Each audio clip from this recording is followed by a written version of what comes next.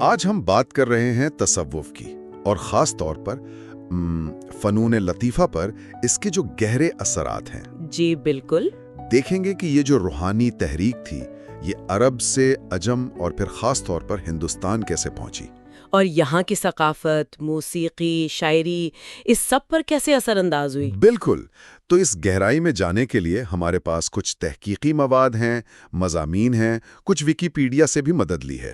جی، یہ ذرائع تصوف کی تاریخ کو دیکھتے ہیں، پھر امیر خسرو کی خدمات، اور ظاہر ہے نصرت فتح علی خان صاحب، شہنشاہ قوالی، ان کے فن اور زندگی کا بھی احاطہ کرتے ہیں۔ تو کوشش یہ ہے کہ ان سب سے اہم باتیں نکال کر سمجھیں کہ بھئی تصوف نے فن کو کیا دیا، میوزک کیسے بدلی، اور پھر نصرت صاحب جیسے لوگ کیسے اس روایت کو دنیا تک لے کر گئے۔ ہاں، تو چلیں شروع کرتے ہیں اس دلچسپ موضوع کو۔ تصوف کا آغاز تو اسلام کی ابتدائی صدیوں میں ہی ہو گیا تھا، لیکن کہتے ہیں 3 سے 7 صدی ہجری تک یہ ایک واضح شکل اختیار کر گیا۔ جی ہاں، اور پھر یہ عرب سے نکلا، ایران، وسطی ایشیا اور پھر ہندوستان پہنچا۔ اہم بات یہ ہے کہ اس کا اثر صرف آپ کہیں مذہبی نظریات تک نہیں رہا۔ ادب، فن، موسیقی، سب پر بہت گہرا اثر پڑا۔ بالکل، شاعری کو ہی دیکھ لیں۔ اب شاعری میں وزن، بحر، قافیہ، ردیف، ان میں تو ایک اپنی موسیقی ہوتی ہی ہے۔ صحیح۔ لیکن جب یہ کلام صوفیہ کے ہاتھ لگا، چاہے وہ فارسی ہو، اردو ہو، ہندی ہو، پنجابی ہو، تو اس میں وہ عشق حقیقی، وحدت الوجود، انسان دوستی والے مضامین آ گئے۔ آپ ولی دکنی سے میر درد تک دیکھ لیں اردو میں، یا بابا فرید اور شاہ لطیف کو دیکھیں علاقائی زبانوں میں، تصوف ایک مرکزی خیال ہے۔ شاعری میں تو یہ بات واضح نظر آتی ہے، لیکن موسیقی کا کیا تصوف نے صرف کلام بدلا یا موسیقی کے انداز کو بھی، اس کی ساخت کو بھی متاثر کیا؟ بہت اچھا سوال ہے۔ دیکھیں، موسیقی تو ہر تہذیب میں ہر دور میں رہی ہے، انسانی فطرت کا حصہ ہے۔ جی۔ لیکن تصوف نے اسے ایک خاص، آپ کہیں، روحانی سمت دے دی۔ محفل سما کی روایت یہ بہت اہم ہے۔ محفل سما، جی، جہاں کلام کو خاص سروں اور تالوں میں گا کر ایک روحانی کیفیت، ایک وجد پیدا کرنے کی کوشش کی جاتی ہے۔ اچھا۔ اور دلچسپ بات یہ ہے کہ جب تصوف ہندوستان آیا تو یہاں موسیقی کی پہلے سے بہت ہی مضبوط اور متنوع روایت موجود تھی۔ ہاں، ہندوستانی موسیقی تو ویسے ہی بہت رنگا رنگ ہے۔ جی، یونانی، عربی یا فارسی میوزک سے بھی زیادہ تنوع ہے۔ اس کی ایک وجہ شاید یہ بھی ہے کہ ہندو مت میں موسیقی کا ایک اہم مذہبی مقام رہا ہے۔ ویدوں کے زمانے سے بھجن وغیرہ عبادت کا حصہ رہے ہیں۔ یعنی پہلے سے ایک طرح کی زرخیز زمین تھی جس پر تصوف نے اپنے رنگ بکھیرے۔ ہم کچھ پرانی کتابوں کا ذکر بھی سنتے ہیں، جیسے ناٹیہ شاسترا۔ جی، بھرت کا ناٹیہ شاستر تو بنیادی طور پر ڈرامے پر ہے، لیکن اس میں موسیقی اور رقص کے اصولوں پر بھی بہت بنیادی باتیں ہیں جو کلاسیکی فنون کی بنیاد سمجھی جاتی ہیں۔ اور گیتا گووندم؟ گیتا گووندم جو جیدیز کی تخلیق ہے، وہ کرشن بھکتی پر مبنی ہے۔ اس کی خاص بات یہ ہے کہ اس کے گیت مخصوص راگوں میں گانے کے لیے لکھے گئے تھے۔ اس سے پتہ چلتا ہے کہ میوزک، مذہب اور ادب کتنے جڑے ہوئے تھے۔ اور اسی دوران بھکتی تحریک بھی چل رہی تھی جب تصوف یہاں پھیل رہا تھا، کیا ان میں کوئی آپس میں تعلق تھا؟ بالکل تھا۔ بھکتی تحریک کے سنت جیسے پرندر داس ہیں، جنہیں کرناٹک سنگیت کا بانی کہتے ہیں۔ اچھا۔ میرا بائی، تلسی داس، نام دیو، کبیر، اور دوسری طرف صوفیائے کرام، دونوں کا پیغام ملتا جلتا تھا: محبت، انسان دوستی، ذات پات سے بالا تر ہو کر خدا تک پہنچنا۔ اور دونوں نے عوامی زبانوں میں شاعری کی، میوزک کو استعمال کیا۔ اس سے بھجن اور قوالی جیسی چیزوں کو بہت فروغ ملا۔ صحیح۔ گوالیئر کے راجہ مان سنگھ تومر کا بھی ذکر آتا ہے کہ انہوں نے دھرپد گائکی کی سرپرستی کی۔ تو یہ ثقافتوں کے آپس میں ملنے جلنے کا دور تھا۔ یہ پس منظر تو واقعی بہت دلچسپ ہے۔ اور پھر اسی ماحول میں آتے ہیں امیر خسرو۔ جی، یہ بات مجھے ہمیشہ تھوڑی حیران کرتی ہے جی، کہ البیرونی جیسا بڑا عالم جی، جس نے کتاب الہند لکھی، جی، شہرہ آفاق کتابیں، اس میں ہندوستان کی موسیقی کا ذکر نہ ہونے کے برابر ہے، اور کچھ عرصے بعد ہی خسرو آتے ہیں اور وہ تو موسیقی کے افق پر چھا جاتے ہیں۔ کیا خاص بات تھی ان میں؟ دیکھیں، امیر خسرو کی شخصیت ہی کئی تہذیبوں کا ملاپ تھی۔ والد ترک تھے، والدہ ہندوستانی تھیں، فارسی، ہندی، کئی زبانیں جانتے تھے، تصوف سے گہری وابستگی تھی، اور سب سے بڑھ کر ایک بہت ہی تخلیقی ذہن۔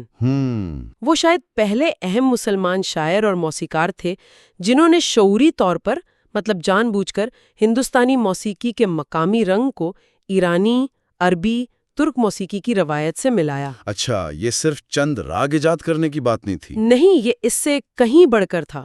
یہ اصل میں اس تہذیبی ملاپ کی موسیقی میں عکاسی تھی جو اس وقت ہندوستان میں ہو رہا تھا، اور اس نے آنے والی صدیوں کی موسیقی کی بنیاد رکھ دی۔ اس ملاپ کی کوئی ٹھوس مثالیں کون سی راگیں انہوں نے بنائیں؟ جی، تاریخی کتابوں میں جیسے راگ درپن میں ذکر ہے کہ انہوں نے موجودہ فارسی اور ہندوستانی راگوں کو ملا کر نئی راگیں بنائیں، جیسے ایمن کلیان، غارہ، سازگری، اشاک، زلف، فرغانہ وغیرہ۔ واہ! مقصد صرف نیاپن نہیں تھا، بلکہ ایسی موسیقی بنانا تھا جو دونوں طرف کے لوگوں کو پسند آئے۔ اور سازوں میں بھی انہوں نے کچھ کیا؟ ستار اور طبلے کا ذکر آتا ہے؟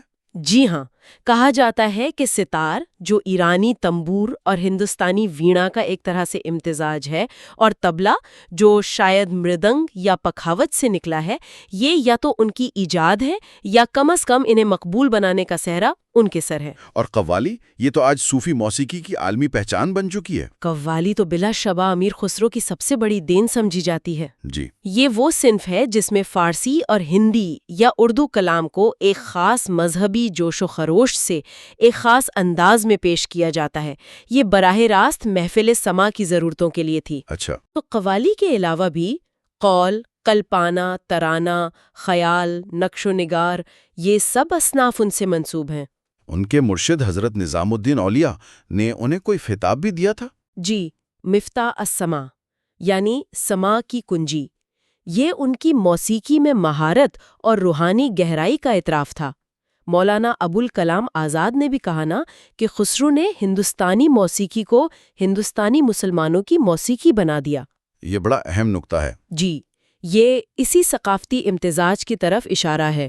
ان کا ایک قصہ بھی تو مشہور ہے، گوپال نائک کے ساتھ مقابلے والا۔ ہاں، یہ واقعہ کئی کتابوں میں ملتا ہے کہ علاؤالدین خلجی کے دربار میں خسرو اور اس دور کے ایک بہت بڑے ہندوستانی موسیقار گوپال نائک کا مقابلہ ہوا۔ اچھا، کیا ہوا تھا؟ کہتے ہیں کہ خسرو نے نہ صرف گوپال نائک کے گانے کو ویسے کا ویسا گا دیا، بلکہ اس میں اپنی طرف سے کچھ ایسی جدتیں پیدا کی کہ وہ اور بھی بہتر ہو گیا۔ اس پر گوپال نائک خود ان کی مہارت مان گئے۔ کمال ہے۔ جی، یہ قصہ ان کی حاضر جوابی اور میوزک پر مکمل گرفت کو ظاہر کرتا ہے۔ تو امیر خسرو نے ایک زبردست بنیاد رکھ دی۔ اور پھر اس عمارت کو 20ویں صدی میں جس شخصیت نے عالمی سطح پر پہنچایا، وہ تو پھر استاد نصرت فتح علی خان ہی تھے۔ بالکل، شہنشاہ قوالی، ان کا تو کوئی جواب نہیں۔ ان کا خاندانی پس منظر کیا تھا؟ وہ بھی قوال گھرانے سے تھے؟ جی ہاں، ان کا خاندان تو کوئی 600 سال سے قوالی سے جڑا ہوا بتایا جاتا ہے۔ 600 سال؟ جی، وہ تقسیم کے وقت جالندھر سے ہجرت کر کے فیصل آباد آئے، جو اس وقت لائل پور تھا۔ اور دلچسپ بات یہ ہے کہ ان کے والد خود تو قوال تھے، فتح علی خان صاحب، لیکن وہ نہیں چاہتے تھے کہ نصرت قوالی کریں۔ اچھا، کیوں؟ وہ سمجھتے تھے کہ شاید اس دور میں قوالوں کو معاشرے میں وہ مقام، وہ عزت نہیں ملتی۔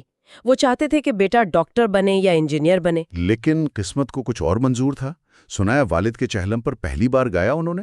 جی، 16 سال کی عمر میں والد کے چہلم پر پہلی پرفارمنس دی، اور پھر 1971 میں جب ان کے چچا مبارک علی خان صاحب کا انتقال ہوا تو یہ خاندانی قوالی پارٹی کے سربراہ بن گئے۔ اور پاکستان میں تو وہ جلد ہی مشہور ہو گئے ہوں گے؟ جی بالکل، radio Pakistan, P T V, ان پرفارمنسز نے انہیں ملک بھر میں پہچان دی۔ ان کی شروع کی مشہور قوالیوں میں حق علی علی مولا علی علی بہت مقبول ہوئی۔ ہاں، وہ تو بہت سنی ہے۔ اور ایک پنجابی کلام تھا بلے شاہ کا، نیمے جانا جوگی دے نال، وہ بھی بہت ہٹ ہوا تھا۔ اس زمانے میں وہ درگاہوں پر بھی بہت گاتے تھے، خاص کر فیصل آباد میں لسوڑی شاہ کے مزار پر۔ اور پھر ان کا عالمی سفر کیسے شروع ہوا؟ وہ وومیٹ فیسٹیول کا کیا قصہ ہے؟ جی، 1985 میں لنڈن میں وومیٹ فیسٹیول، یعنی world of music, arts and dance, یہ ان کے لیے ایک اہم موڑ ثابت ہوا۔ اچھا، وہیں ان کی ملاقات ہوئی پیٹر گیبریل سے، جو مشہور برطانوی موسیقار ہیں۔ وہ ان کی آواز اور موسیقی سے بہت زیادہ متاثر ہوئے۔ پیٹر گیبریل تو بہت بڑا نام ہے۔ جی، اور انہوں نے نصرت صاحب کو اپنے record label Real World Records پر سائن کر لیا۔ یہیں سے ان کی موسیقی مغرب تک اصل میں پہنچی۔ ان دونوں کا اشتراک مطلب کولیبریشن کافی مشہور ہوا پھر۔ جی، بہت اہم تھا۔ سب سے پہلے تو پیٹر گیبریل نے انہیں مارٹن سکورسیزی کی فلم تھی The Last Temptation of Christ, اس کے ساؤنڈ ٹریک کے لیے چنا۔ اس میں نصرت صاحب کی آواز، خاص طور پر راگ درباری میں ان کا الاپ، اسے بہت سراہا گیا۔ اور پھر وہ البمز آئیں، مسٹ اور نائٹ سانگ۔ جی، یہ کینیڈین گٹارسٹ اور پروڈیوسر مائیکل بروک کے ساتھ تھیں۔ مسٹ 1990 میں آئی اور نائٹ سانگ 1996 میں۔ ان میں قوالی کو مغربی سازوں اور پروڈکشن کے ساتھ ملایا گیا تھا۔ ایک طرح کا فیوژن؟ بالکل، فیوژن کہہ لیں۔ اس نے مغربی سامعین کے لیے قوالی کو سمجھنا اور پسند کرنا آسان بنا دیا۔ خاص کر مسٹ کا جو ریمکس تھا وہ تو دنیا بھر میں ہٹ ہوا۔ یہ اشتراک صرف ان دونوں تک نہیں رہا، انہوں نے اور بھی مغربی فنکاروں کے ساتھ کام کیا، اور بالی ووڈ میں بھی۔ جی ہاں، انہوں نے پرل جیم کے ایڈی ویڈر کے ساتھ فلم ڈیڈ مین واکنگ کے لیے گایا۔ اے آر رحمان کے ساتھ مل کر گروز آف پیس گانا بنایا ہندوستان کی آزادی کی 50ویں سالگرہ پر۔ اچھا۔ بالی ووڈ میں فلم اور پیار ہو گیا کہ میوزک دی، خود بھی ایک گانے میں نظر آئے، پھر کارتوس، کچے دھاگے، ان فلموں کے لیے گایا۔ اور وہ دلہے کا صحرا، فلم دھڑکن کا؟ جی، وہ تو ان کی وفات کے بعد ریلیز ہوئی فلم، لیکن وہ گانا آج تک شادیوں پر بجتا ہے، اور ان کا گانا تیرے بن نہیں لگتا، وہ تو لگتا ہے امر ہو گیا ہے۔ کتنی بار کتنے انداز میں استعمال ہوا ہے۔ لیکن بالی ووڈ کا تجربہ ہمیشہ اچھا نہیں رہا، کچھ وہ گانے چوری کرنے والی بات بھی تھی۔ جی ہاں، یہ ایک افسوسناک پہلو ہے۔ کہا جاتا ہے کہ فلم مہرا کا گانا تو چیز بڑی ہے مست مست، ہاں، بہت مشہور ہوا تھا۔ وہ ان کی قوالی دم مست کلندر مست مست سے لیا گیا تھا، بغیر اجازت یا کریڈٹ کے۔ نصرت صاحب نے اس پر ایک انٹرویو میں طنز بھی کیا تھا۔ لیکن ذرائع بتاتے ہیں کہ وہ اصل میں زیادہ ناراض تب ہوئے جب انو ملک نے فلم اوزار میں ان کے بہت ہی روحانی کلام اللہ ہو کو مبینہ طور پر I love you جیسا بنا دیا۔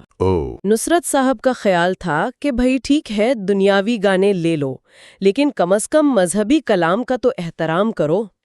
یہ بات ظاہر ہے تخلیقی حقوق اور ثقافتی حساسیت کا اہم سوال اٹھاتی ہے۔ شخصیت کیسی تھی ان کی؟ عام زندگی میں کیسے تھے؟ عمران خان سے بھی ان کا تعلق سنا ہے؟ جو لوگ انہیں قریب سے جانتے تھے وہ بتاتے ہیں کہ بہت خوش مزاج، بہت عاجز اور کھانے پینے کے بہت شوقین تھے۔ اچھا۔ اسٹیج پر جتنے پرجوش ہوتے تھے، ذاتی زندگی میں اتنے ہی سادہ تھے۔ ان کے دوست یوسف صلاح الدین بتاتے ہیں کہ وہ اپنا ہارمونیم اکثر اپنے بستر کے پاس رکھتے تھے کہ نیند میں بھی کوئی دھن آئے تو فوراً بجا لیں۔ واہ!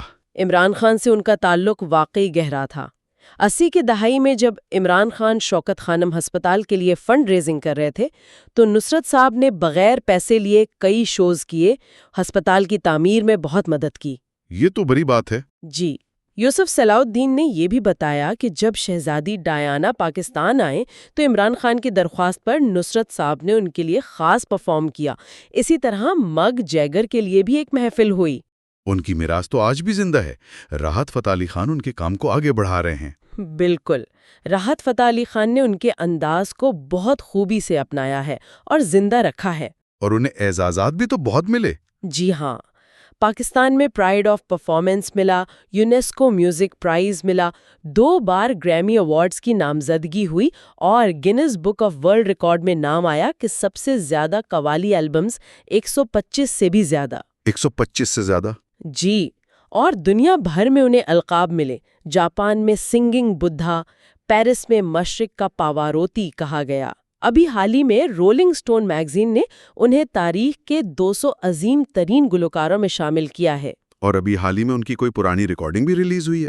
جی، یہ بڑی دلچسپ خبر ہے کہ ان کی وفات کے تقریباً 27 سال بعد پیٹر گیبریل کے لیبل ریل ورلڈ ریکارڈز نے ان کی ایک گمشدہ البم ریلیز کی ہے، چین آف لائٹ کے نام سے۔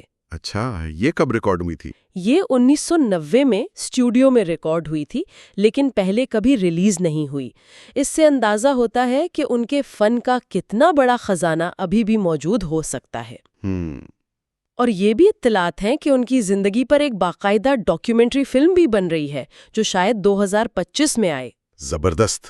تو اگر ہم ساری بات کو سمیٹیں تو یہ کہنا غلط نہیں ہوگا کہ تصوف نے برصغیر کے فنون لطیفہ، خاص کر شاعری اور موسیقی کو ایک بہت گہری روحانی اور ثقافتی پہچان دی۔ بالکل، تصوف نے محبت، امن، انسانیت کا پیغام دیا اور اس پیغام کو عوام تک پہنچانے کے لیے شاعری اور موسیقی کو ایک بہت مؤثر ذریعے کے طور پر استعمال کیا۔ اور امیر خسرو نے اس میں ایک انقلابی کام کیا، مختلف ثقافتوں کو ملا کر قوالی جیسی صنف بنائی، موسیقی کو نئی راہیں دکھائیں۔